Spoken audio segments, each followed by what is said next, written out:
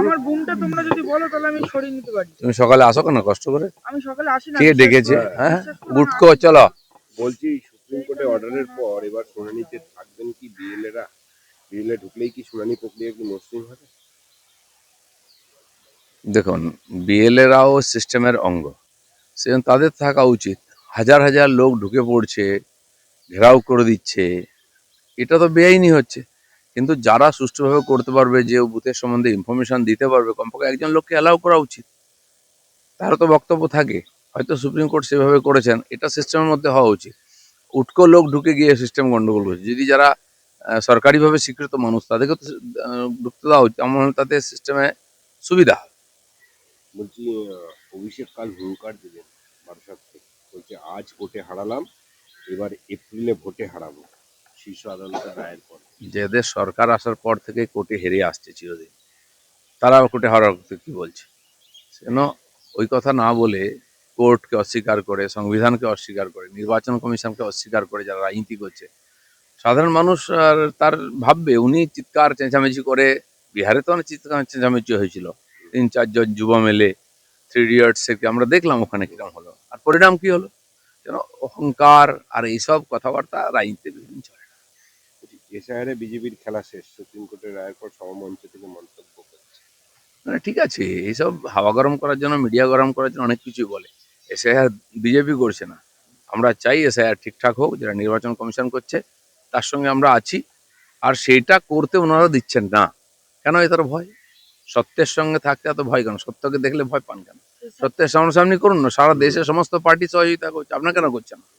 SIR ইস্যুকে কেন্দ্র করে গত বেশ কয়েকদিন ধরে দেখা গেল গোটা রাজ্য জুড়ে জ্বলন্ত ছবি, কোথাও আগুন জ্বলছে, কোথাও ডিডি অফিসের সামনে ঘেরাও, একাধিক ছবি। তৃণমূল কংগ্রেস, আপনাদের অভিযোগ তৃণমূল কংগ্রেস করছে, কিন্তু বিজেপি তাই পাল্টা কি সত্যি রাজ্যের মাটিতে রাজনীতির ময়দানে খেলতে পারছে?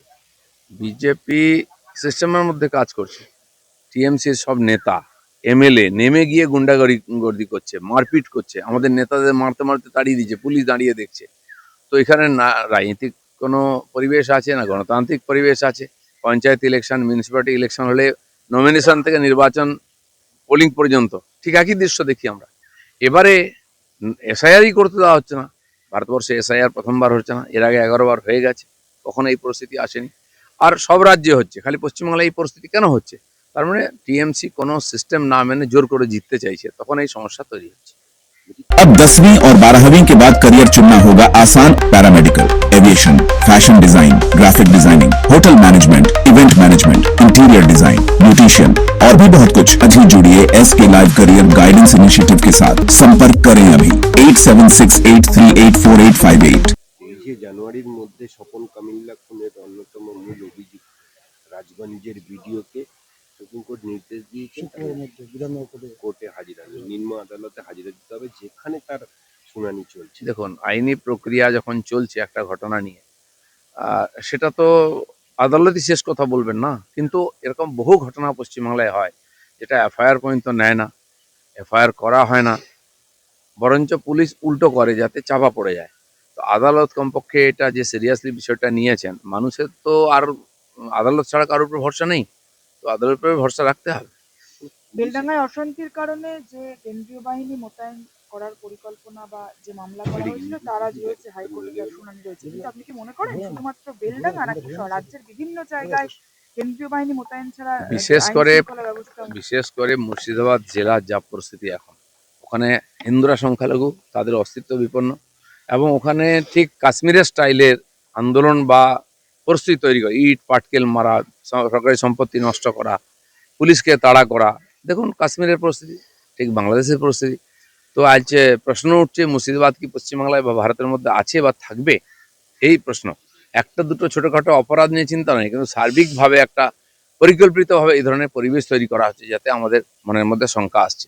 এছাড়াও অন্যান্য জেলাতে কিছু কিছু পকেট এভাবে তৈরি করা হচ্ছে যেখান থেকে পুরো পরিস্থিতিকে বিগড়ে দেওয়া যায়। বলছি এই স্বপন কামিল্লা খুনের ঘটনায় রাজগঞ্জের ভিডিও কে মানে গ্রেপ্তার করার জন্য কোর্টে যেতে হচ্ছে, তিনি কত বড় না না, সরকারি কোনো কর্মচারী বা পুলিশ এখানে সে যত বড় অপরাধ করবে, অপরাধ তারাই করছে, কারণ টিএমসি পার্টিটা ওদের উপরে দাঁড়িয়ে আছে, যত অকাজ কুকাজ তাদের দিয়ে করানো হচ্ছে।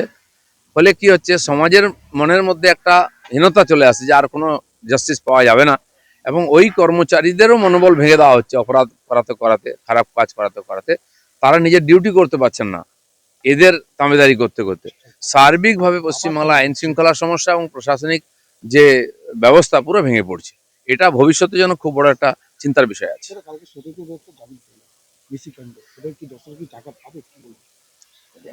আদালতের ব্যাপার আদালতে ছেড়ে দিন। 7 रुपया में 1 करोड़, केवल 7 रुपया में 1 करोड़। हो 1 करोड़ 7 रुपया में के 1 करोड़ केवल 7 रुपयाમાં? किन्न होस टियर साप्ताहिक लॉटरी केवल 7 रुपया में અને જીતનો હોસ પહેલો પુરસ્કાર 1 करोड़ रुपया। 1 करोड़ 7 1 करोड़। डियर साप्ताहिक लॉटरी, भाग्य बदलीने बाटो। जगत गुरु तत्वदर्शी संत रामपाल जी महाराज के पवित्र सानिध्य में भक्ति की ज्योति जलाने और भक्तों को सच्ची भक्ति का मार्ग दिखाने के उद्देश्य से लोकप्रिय TV channel SK live news पर और साथ ही फेसबुक और यूट्यूब के लोकप्रिय SK लाइव चैनल पर जगत गुरु तत्वदर्शी संत रामपाल जी महाराज के मंगल प्रवचनों का प्रसारण 10 दिसंबर से प्रतिदिन शाम 7 से रात 8 बजे तक किया जा रहा है। इस सच्ची भक्ति मार्ग को अपनाने के लिए और अधिक संख्या में इस सच्चे सत्संग का प्रसारण अवश्य देखें।